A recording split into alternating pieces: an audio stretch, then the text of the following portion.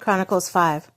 When all the work Solomon had done for the temple of the Lord was finished, he brought in the things that his father David had dedicated, the silver and gold and all the furnishings, and he placed them in the treasures of God's temple. The ark brought to the temple.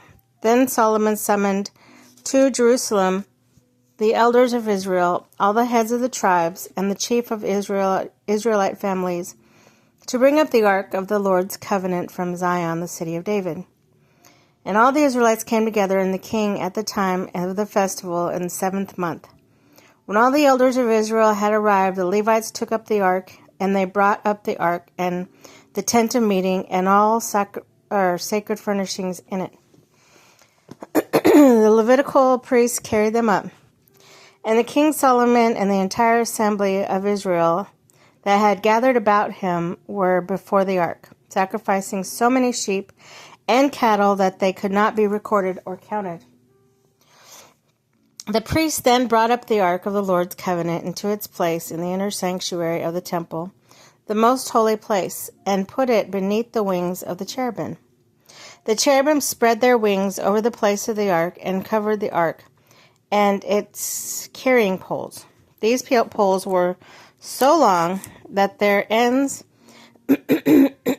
extending from the ark could be seen in front of the inner sanctuary, but not from the outside the holy place. And they are still there today. There was nothing in the ark except 2 tablets that Moses had placed in it at Horeb, where the Lord made a covenant with the Israelites after they came out of Egypt. The priests then withdrew from the holy place. All the priests who were there had consecrated themselves regardless of their divisions. All the Levites who were musicians, Asaph, Heman, Jeduthun, and their sons and relatives stood on the east side of the altar, dressed in fine linen and playing cymbals, harps, and lyres.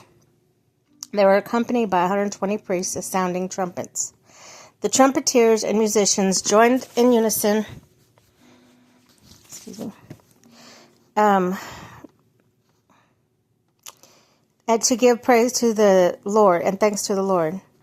Accompanied by the trumpets, cymbals, and other instruments, the singers raised their voices to praise to the Lord and sang, "He is good, his love endures forever." Then the temple of the Lord was filled with a cloud, and the priests could not perform their service because of the cloud, for the glory of the Lord filled the temple of God.